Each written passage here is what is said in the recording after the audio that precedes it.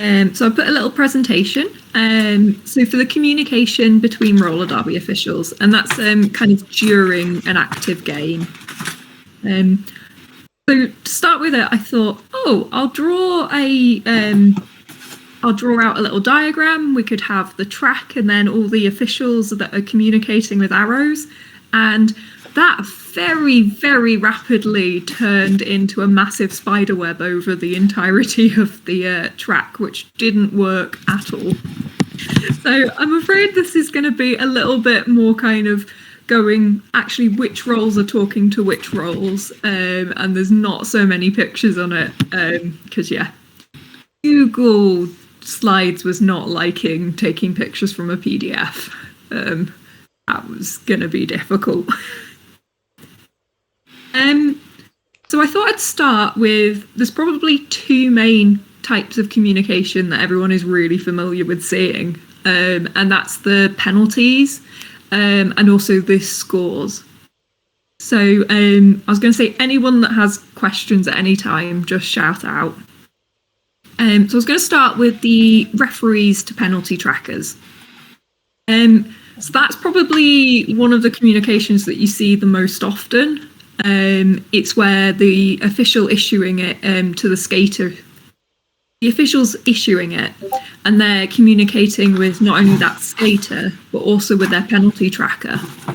And you'll often see with more experienced penalty trackers, they actually will be mirroring that back to them as well.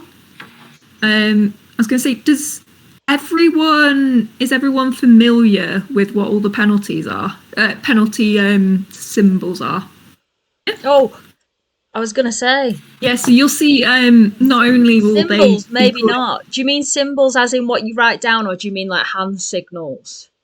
I mean both of them, really. Because they are...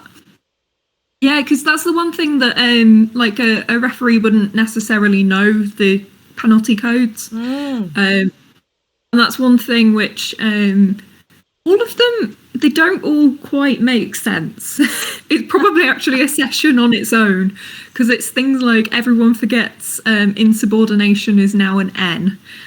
No, insubordination is a G, because insubordination used to be an N and then it became part of misconduct, which has a G. Right. So it's a little bit confusing. Yeah. Some make sense, like a head block is a H. High block is an A, though. So, yeah, that is probably a session all on its own. So actually, that's probably one for penning in for the future. But one thing that with that communication, because your penalty tracker, you keep in mind that often the person actually issuing the penalty has their back to their penalty tracker. So you'll see a lot of it is to make sure your hand signals are clear. If you're on the outside and you're signalling a penalty, to make sure it's nice and high, especially if, what was it? As my work colleague says, I should not call her short. If you're more vertically challenged, then you can't always see people over the track, especially if the pack's in the way. So it's good for just everyone to try and keep hand signals nice and high, and it makes it easier for everyone. And also to make the calls nice and in a clear voice. Actually, if you're anything like me, I completely mishear the calls half the time, so I rely very heavily on the hand signals. Did spend a game where the entire time I heard orange as purple, which was unfortunate because purple was also playing. So that was interesting. Has anyone got any questions on kind of like the penalties being called? Cool. Oh, that is the wrong... I'm having to flip between screens for this so I can see people as well. Right. So the one which is actually has kind of two different aspects to it getting communicated is for two penalties. So the one which you probably more traditionally see is for the 2 penalties to get called on someone, and it's signalled from the penalty trackers, or if it's, say, a jammer, and the jam ref has a free minute while they're waiting for the penalty to signal to the box.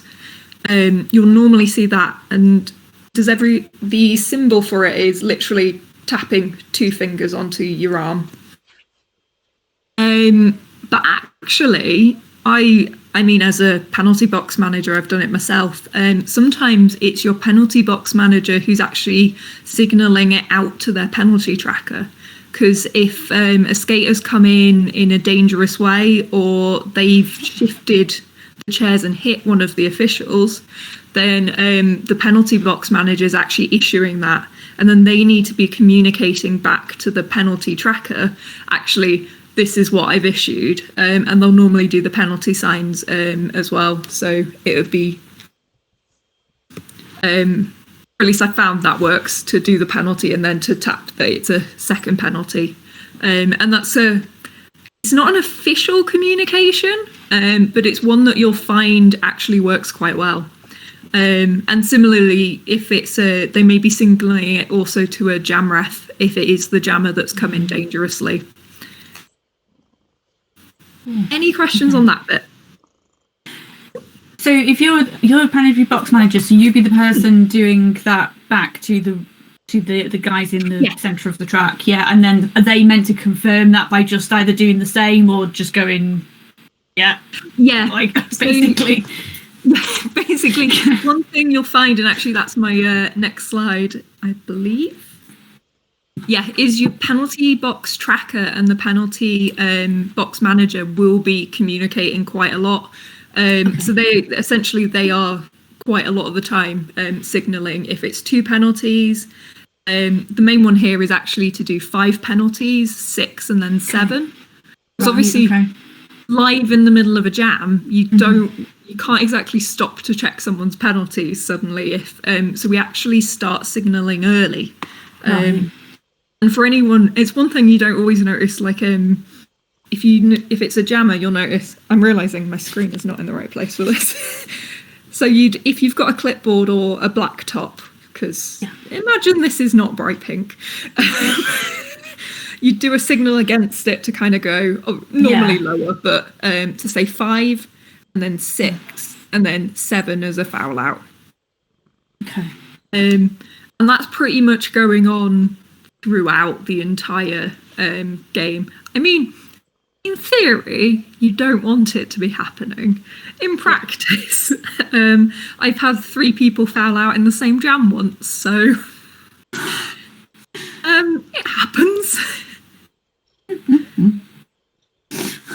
As you can imagine, that was an interesting time. Same team as well. 3 of their blockers all fouled out. Oh no. Yeah. Was that chaos? No, it wasn't. Oh. Shut up, it wasn't chaos.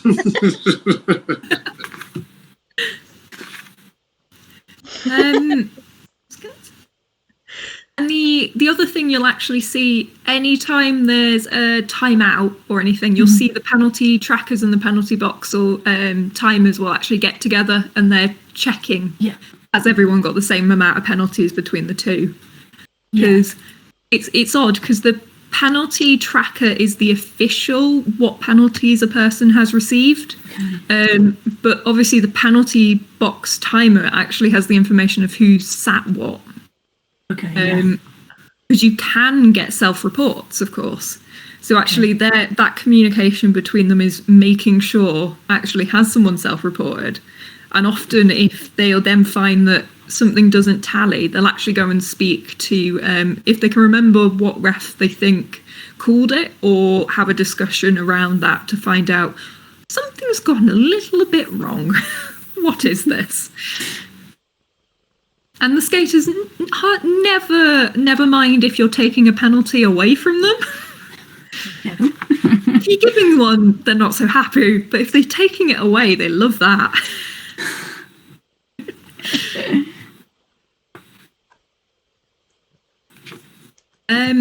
And you can probably tell from this, I kind of started moving around the positions around the track. So the other main communication that the penalty box will do is actually with the alt ref, if there is one. Because often it's the alt ref is actually going to be fouling people out. So they'll be taking people either to their bench and away, and they'll also actually be dealing with any kind of substitution that needs to happen. Because if someone's still got time on the clock between jams, they'll get substituted out for another skater. So I've had that happen plenty, and it is the best thing when you're a penalty box manager and you have an alt ref, because it means you don't have to stand there and shout at one of the teams to tell them they need a substitute. Which is another form of technical communication, but it's one which it's nicer not to have to do that one. When you see someone from the penalty box leg it towards one of the benches to tell them so that they can get back in time as well. Right. And that's kind of all the communication the penalty box primarily has. Anyone got questions about kind of the penalty box family communication? I can't think of any at the moment. I think I'm going to be doing it for the first. I've never done penalty box before. I haven't done a lot of NSO up until this point, but I'm doing. I think on the 3rd of December, I've put my name in to do something in the penalty box. So if I think of any questions in the meantime, I might just send you a message and go help. No, any questions? I've done pretty much all of them. Just before you move on from that, do you want to cover what you are and aren't allowed to say to the skaters while you're in the penalty box? Oh, yeah. That is one thing I did not put in, actually. So what you'll traditionally have, so one of the main things is that you shouldn't be touching the skaters. Unless a skater has explicitly told you that they are hard of hearing and have given you permission to do so. Some may ask you to tap them on the shoulder occasionally, but you need explicit permission before you'll do that. And then the things you should be doing is you'll be saying their colour, their number, and to stand at 20 seconds, and colour, number, done at 30 seconds. And the thing is to actually time it. So you need to be saying stand and done on the 20 and 30. So you're actually calling it a little bit early. So I traditionally start saying the colour and the number before, like about 2 seconds before I need to say stand or done. And from that, you're not really. So one of the things you're doing in the penalty box is you can't coach or anything. So you can give skaters, you can let them know kind of how much time they've got left, kind of that sort of information, but you can't tell them why they've had their penalty, for instance. And I have, bless someone one time, I have had someone who ended up fouling out because they didn't understand how they could legally re-enter, and they never got back to their team for them to tell them. And that, even if you see it, you can't tell them that. Let's see. Anything else anyone else can remember from the box? I was going to ask, we had a game kind of recently where one of the skaters took his helmet off in the box. The head ref was not happy, but apparently this skater had asked the penalty box if he was allowed to do it. So yeah, no, he's not to do that. Yeah, and I he should have known that. He's a very experienced skater. I think he put the penalty box in a very shitty position, to be fair. He didn't get permission, but he did ask. I didn't say yes. Oh, nice. See, I didn't know that. He was no. You can take your mouth guard out while you're sat down. And that, but you can't take any of your protective equipment off. Right. I'd need to double check, but I think they should have. You can actually, for something like that, tell them you've stopped their time. So there is some extra things, like you can give you can give them some information like your time is stopped until they've corrected something like that. Yeah, I was going to ask that because it's something about you can go back to your bench to fix things, isn't it? But yeah, yeah. They'd have to be substituted in that case. Ah, okay, right. I found it very interesting because this guy should have known better, and he had a go at the head ref, and he had a go at everyone, and it was an interesting situation. So I thought I'd ask an expert. Yeah, they definitely shouldn't be taking helmets off. Just add to that if there is something wrong with their equipment, once they're released from the box, they're told to return to their bench to fix it before returning to the track. Whereas, because obviously they'll return to the track and that penalty still exists and will just keep getting issued and issued and issued. Yeah. Yeah. Saying that for minor things like you are allowed to adjust a toe stop, because you're not actually taking any equipment off for that. But yeah, they shouldn't. That makes sense. You know, it's quite logical, isn't it? But it was the fact that when she said something, he instantly passed the blame onto the penalty box, and I just thought, just didn't sit well with me. So I was just like, I thought I'd ask him as we were on that bit. So there we go. Anything else on penalty box? Because I think we move on to scores next.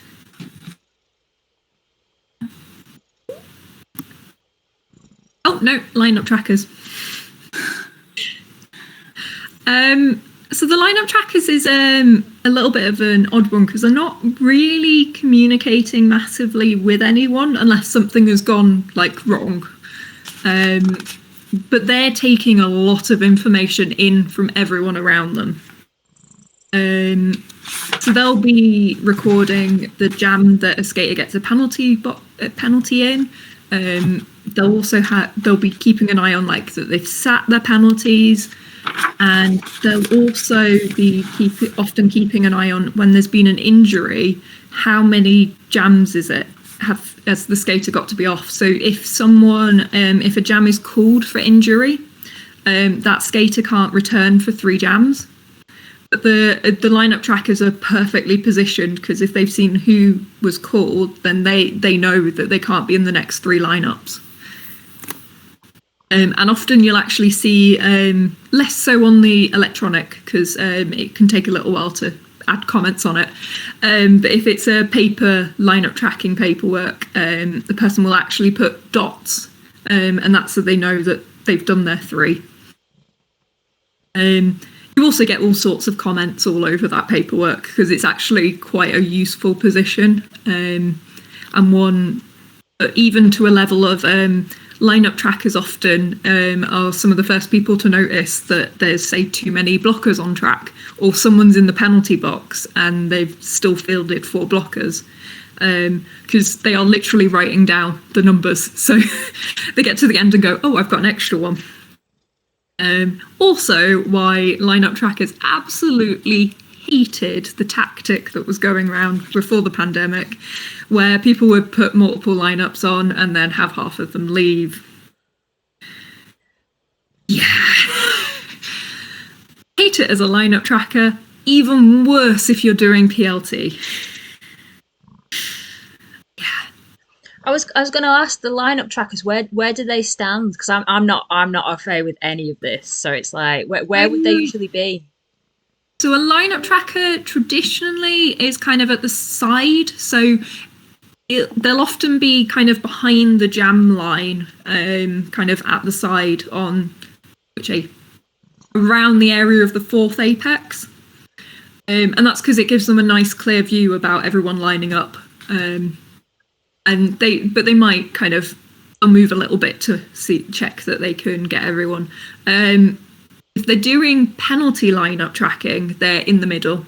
So that's why you might see, especially if it's the E tablets as well, you'll see them with the tablets going backwards and forwards, or with the paperwork, getting everyone's numbers, because that one is a little bit. It's great for penalty tracking position, but actually for lineup, you need to be kind of further back, so you end up kind of walking down to get everyone's numbers to walk back up. And actually, one thing I didn't put in is, depending on your hall setup, and Leeds are particularly bad for this. If you do have the tablets and the are doing the connected network, actually your lineup trackers are normally putting the jammer numbers into the scoreboard, because actually the scorekeepers can't see them straight away. And that's because the only position in some halls, like the edge where Leeds use, actually the scoreboard ends up the opposite side to where the jam line is. And so you can't actually see the jammers until they're already out the pack. So actually that is one way that the lineup are directly sort of communicating with somewhere else. Any questions on lineup tracking? I will admit that it's my least favourite position, so.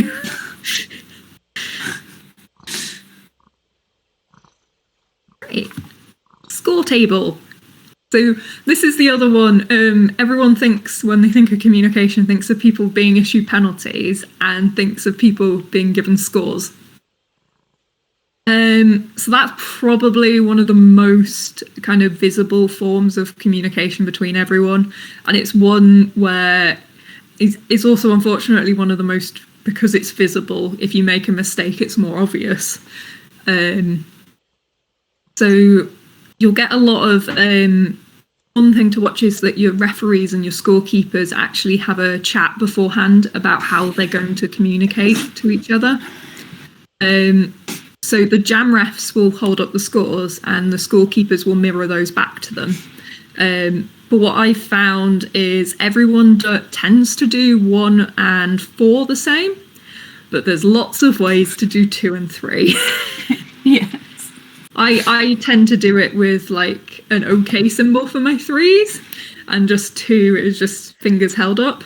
I know someone who does their 2 as their thumb and their little finger stuck out. And to be fair, it's very distinctive and very different from their 3. So it works. But it is very much that you need to, especially if you're doing a really strange one, you have to have had that conversation beforehand. Or the first time, like, one of you mirrors it to each other, you're just going to get a very confused look. I have also seen the very confused look of, what on earth is that hand signal? The other one is no earn pass, which I think I do the kind of awkward giraffe one. Some people do it as a fist. I got taught as a slightly awkward giraffe, but they're all relatively similar. What was it? I think it was awkward giraffe, or awkward llama as well. And one thing you'll probably find is with more experienced jammer refs, they'll actually also be checking the totals on the scoreboard. So they'll be able to give kind of, they'll tag if there's any corrections that are needed, and they can come over at the end of the jam and do those corrections. Yeah. Some people will, when they're holding, especially if they're lead, if they're holding the handout, will actually be counting how many scoring passes they've done, so they can work it out. And that's often, the camera does not give a good angle for this. Like pointing and then holding up. So it still looks like they're pointing, but actually they're counting how many they've gone through. It depends. There's different little ways you can do that.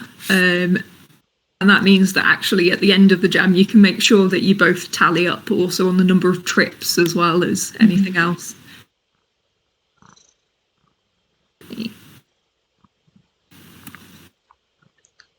And this is the one which actually I found that people don't always realise is there is a lot of communication between the scoreboard operator and the jam timer. So the entire game, essentially, because the jam timer has the official clock. So they'll be essentially doing all the stoppages, and the jam timer and the scoreboard operator are trying to do those all in parallel. So they should be roughly the same amount of time every time there's a stoppage.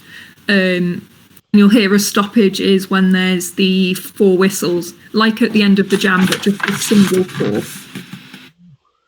And then they'll be adjusting the clock if needed.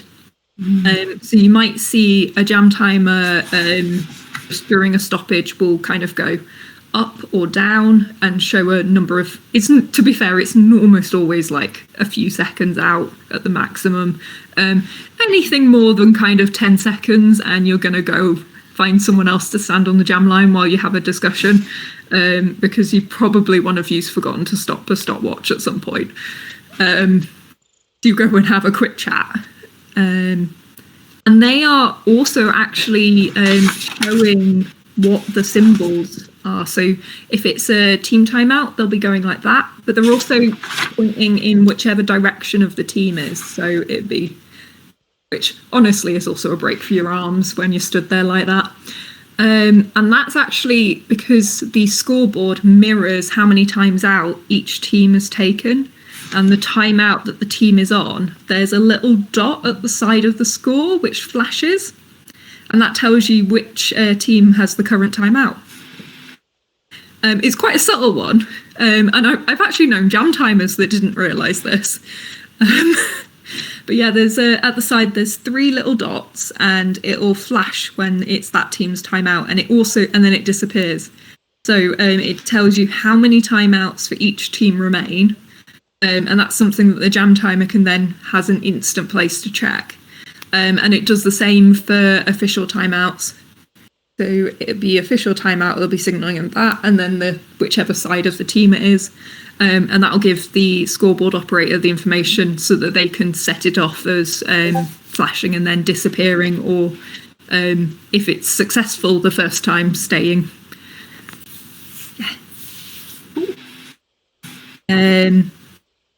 And then there's also official timeouts, which they don't appear as anything really in the scoreboard, but it's good to know what it is. And that one's that one, which if you are jam timing and your official timeout is reaching over 5 minutes, it's okay. It's acceptable to give up standing there. 25. This is them doing these officials calls and things. But I'm just looking at this, even this slide. However, I don't know the woman who's presenting, but they've said something incorrect because they've said the jam timer carries the official clock. Yeah. No, I mean, I've possibly worded that weirdly. But they'll hold the stopwatch, which they're running the. Someone's pointed it out.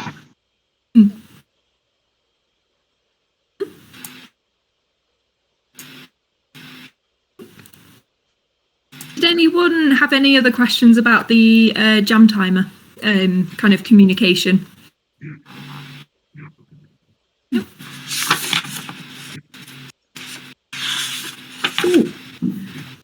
The jam timer is also actually keeping an eye on quite a lot of things. So there'll be they'll be keeping an eye on the team captain or alternative to signal a timeout or review. They'll also be keeping an eye out that any official anywhere on track to be signalling that they need a timeout. So that's any official on track can signal. It's the same signal that the jam timer would do when it's actually being called when they're at the line. And then any officials that aren't in the correct place are also something that they're looking out for. You may notice often it can also be track repair.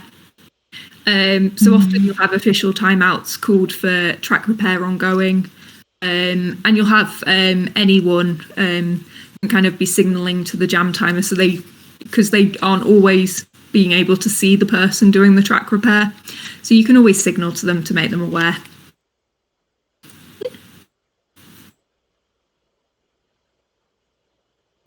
And And then a little bit on referee communication. So since the jammers aren't always visible on the outside, if the pack's between them, so there's quite a bit of jam ref and OPR communication. So you'll probably see your OPRs nodding. I can see a number of people in the chat nodding as well. So that's kind of they're looking, because obviously the jam ref can't see if the jammer's gone off track. They can't see if they've re-entered legally necessarily. So that OPR nodding is giving them that information back. Similarly, they might not be able to see that the jammer's tapping their hips. And that's why you'll often, you'll get the jam OPR will be tapping their helmet to let the jam ref know that actually their jammer is calling it off. But the OPR wouldn't call the jam themselves because they don't have the information about that jammer, because actually they don't know if the jammer is lead, if the jammer's done something to lose lead, like taken the panty off and the star off or anything along that line. Cool. And I think this was my last slide, was IPR to jam ref.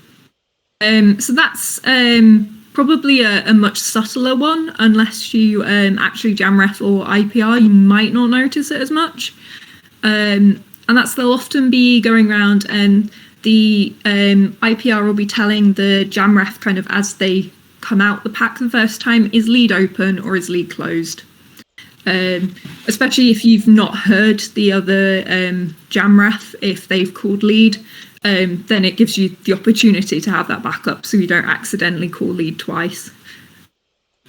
Or if they've gotten out and for some reason haven't got lead, it gives you another backup to know that actually lead is still open. Also would be calling any out of plays. So they let the jam ref know actually is this blocker who's still blocking on their jammer, are they still actually in the engagement zone and in play? And can also give communication of, I've often heard it, IPRs going in. And sometimes that is even to a point where it's a little bit like a radar until, they hit out. So you know that they've gone either out, depending on how they do it, out of the engagement zone or out the front of the pack. I was going to say, Sparks was telling us the other day that he does the radar one. And I thought that was brilliant. I can't remember. I think it was Scar who told me to do it. It was quite a long time ago now. Scar definitely does in. Yeah. But yeah.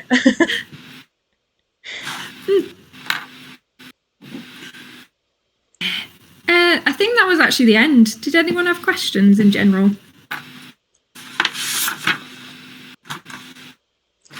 See, my brain's gone blank now. You can always ask them later. Yeah. Plenty of people around. It's nice to know, like, that there is so much communication going on. Even a lot of, I've said this before, a lot of times when people get to NSO, they don't always get told all these sort of things. So it's nice to know that there is like a little bit of hierarchy, if you want to call it that there are people you're supposed to be communicating with and why. So it's very, very interesting to know that. So, yeah.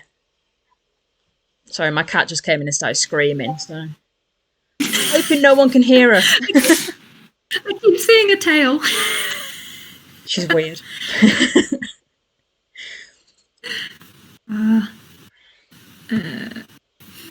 Cool. I think that was it.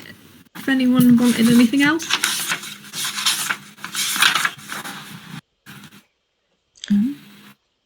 No, I think it's good to know these things. It really is, especially as a ref who doesn't know what the NSOs need as well. So it's really handy to know that. So I'm one of these refs that has NSO'd but hasn't really NSO'd, and it's bad. I shouldn't do it. I think it would help. Because you guys seem to know so much more than we do, though, because you see such a big overview of everything. You know, you've got more information going on, especially if you've got like the digital whiteboard and stuff like that. It's just ace. To be able to do that real time, that must be ace. That. Yeah, they do say that most refs do their best reffing when they're NSOing. I can believe that, yeah. I think everyone should have to do all of it. I really do. I think it's one of those that is quite interesting. That's actually a good point. I just thought about this. So if you're a new referee starting out, I've been told before to do like penalty wrangler, is that right? Where you do all the little symbols and everything. Is there anything else that would help any particular ref positions? I mean, scorekeeping for jam reffing. Oh, that would be good, yeah. Yeah. Yeah, because you get to see kind of how different people do it and kind of see the quirks of the game as well. Yeah, that's a good point, actually, yeah. Yeah, you find a lot of refs, if they're NSOing, they'll often sign up to scorekeep. I've only ever done penalty box timing, so it's like I kind of jumped into it a bit quick because we don't have any refs. So I did like 2 or something, and then that was it. I'm like, right, come on, guys, okay. I was going to ask you actually, like, when was the kind of switch over that you decided to go, right, I'm ready to do this now? The ref, like, at what point was it literally like, we don't have any refs, I could do this? Well, I kind of hurt myself, as you do, and I then got really scared of being hit because I'd hurt myself. And Dogger was one actually was like, "Have you thought of reffing?" And I went, "Oh, you know what? That's why I joined. I just forgot that's why I joined." So I'm stupid. But I when I initially wanted to join, that's what I wanted to do. I liked the idea of the refs doing stuff. I don't know why, but I did. So it made sense, to be fair, but it took like Dogger and Scar, and I think even Ewok mentioned it at one point, didn't he, dude? To remind, have you thought of doing this? I was like, oh yeah, I forgot that I was going to do that. And then I went over to Arcadia to do one. They needed some NSOs. I did penalty box timing, and then the next time I was there, I was one of the refs. So, and that was probably weeks. But no, like I think a year ago I pretty much started, but it was a good chunk before I started, before they let me like go and shadow anything. But then I just went, right, come on. Yeah. And I was quite lucky really that they let me do stuff. But I do think that I've missed out a little bit by not NSOing. I think there's a lot that you can learn from it, and I've just not had a chance to do it because they always need refs now. So it's great for that. Yeah. But it does mean that I can't go and do the little NSO things that probably would have actually helped. So that's why I was curious about which positions, because if it ever gets to the point where I can, it might be handy to go backwards. I mean, what are you doing on the 26th? Of this month? Well, I'm going to Liverpool on the 27th, and I only ever do one in a weekend because my work is really, really busy at this time. I'm basically a Christmas elf, and I make Christmas presents. So, nice. But, so on these, those 3 more. What? What's on the 26th anyway? I'm just curious. We'd be up to 3 games in Leeds at the Edge. Oh, I've not heard about that one at all yet.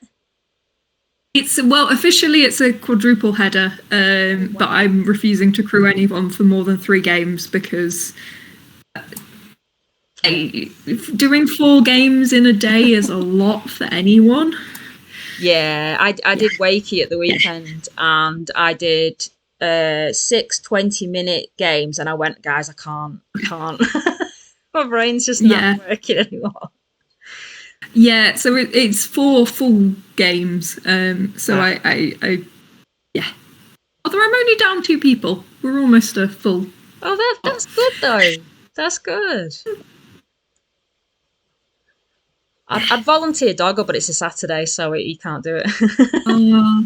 I would say yeah to that because I'd be happy to do it, but it is, as you like you said, is, and I've done more than 4 games in a day, so unfortunately, I forget you've done that. Didn't do that. Yeah, it's good for the brain.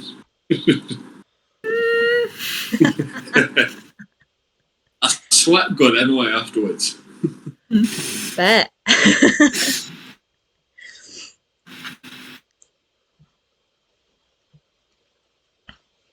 I'm going to shut up now in case anyone else wants to talk. So.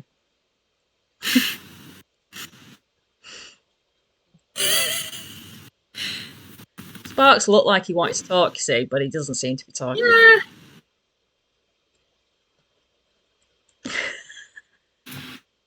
No, I'm just here in a supportive role, helping Sherry. Any of your random questions, you know.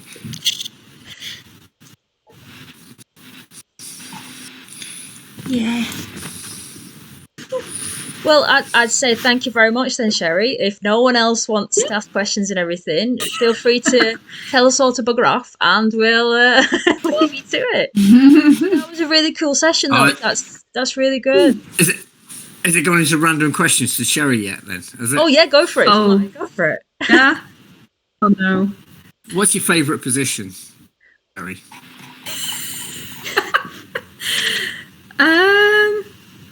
At the moment, probably PLT. TLT. Yeah. Like, which is an odd one because I absolutely detest lineup. But I think I hate lineup because you're just sat there and then you get to watch the game. That's really like opposite of what it should be. I have to agree with you. It's one of the best positions, but it's also one of the most busiest. And if you slip behind, you've had it.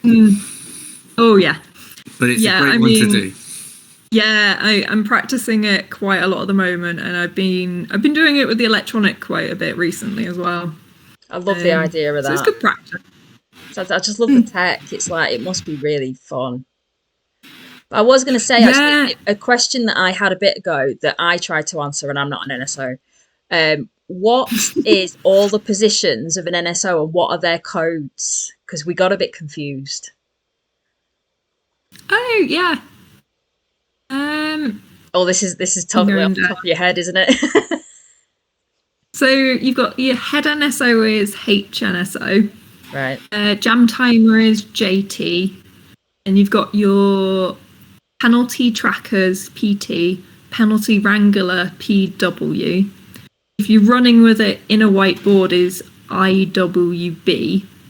And you've got your lineup trackers, which are LT, unless someone is very old school when it's LUT. And it's score tables are SK for scorekeepers, SBO for scoreboard operators. And you've got your PBT for penalty box timers, PBM for your penalty box manager. And you've also got PLT, which is penalty lineup tracker. And then you've got Alt NSO as well. And I think that's it. You're not going to have all of those. That's all. There's a few different combinations you can do of setup for a crew. Scoreboard operator. SBO scoreboard operator. We missed that one. Oh, did I? Ah, yeah. Well, it was scoreboard operator we were talking about when we were trying to work it out because SO to me is skating official. Sometimes it's scoreboard. Yeah. Should be SBO. I've seen that and it's confusing as well. Yeah, I tend to go with the ones that are on the CV, so I think it's SBO. It is, yeah. Oh yeah, it's on the I forgot it was on the CV. I need to put that link out for everyone actually thinking about it. And now you've reminded me that's I need to do that. Because someone said to me, you should do one. I'm like, yeah, okay. I'm really glad I did because I would not be wanting to go back and refill that in. But yeah, I need to do that. So I'm really glad you've mentioned that. Just remember with your TVs that scrims don't go in. I've been told that. I've kind of put mine in at the moment because that's all I'm doing. Because there's no sanctioned games at the moment anyway. Is there? You can highlight that. Well, there's a difference between a scrim and a game. Yes. Yes. So this was if the you other just thing put them that in, confused me. when does a scrim become a game? Yeah. I'm letting the Sherry answer that one. I mean, personally, I tend to only put stuff that's like regulation in, unless it's like a fun like tournament kind of thing. Yeah, I tend to, unless they've got a proper scoreboard, I tend to not put it in my CV. Yeah, and because I'm so new, I wouldn't have anything in there if I didn't put scrims in there. So it's like, especially post coronavirus, it's not like much as I mean, it's great that Derby's back. Do not get me wrong, but nothing seems to have like, you know, it's not big sanctioned games. It's not champs. It's not, you know, but hopefully next year. Yeah. Just remember to highlight them that they're scrims, so that later on in your career you can take them out easily. Yeah. That's the advice I got given a bit ago. To do that, to put them in, then take them out once you've actually got some decent stuff in there. Yeah, and if it goes down as an other, it'll automatically highlight it for you anyway. Yeah, they're all of them. Yeah. Yeah, it's also how you know if you've typed in your position code wrong, because it highlights it for you to tell you. That took me a while to work that one out. Maybe we need a session on CVs.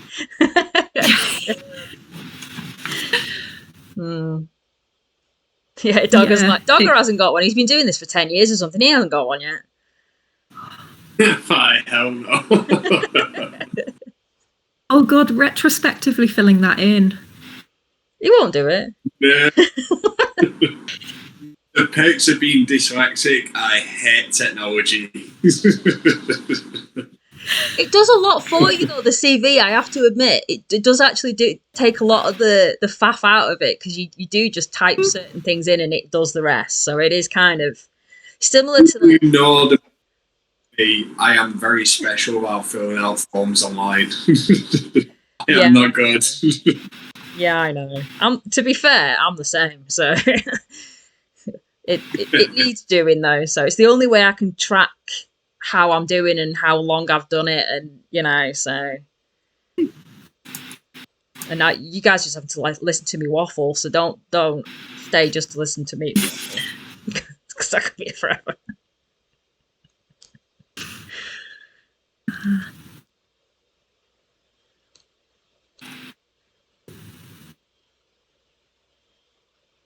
I was doing sign language on me. So if there's nothing else, feel free to end it. And yeah, I don't want to say leave if you don't want to, but I don't want you to have to stick around if no one's asking you questions. Saying that, I do actually probably should go and get ready for work in a minute anyway. You going to work now? Oh, no. Get stuff ready for tomorrow. I was going to say, I so much for doing this anyway, but to then go to work as well is even better. Oh, no. I get up at 6 a.m. for work though, so like I get everything ready the night before because I get up as physically late as possible.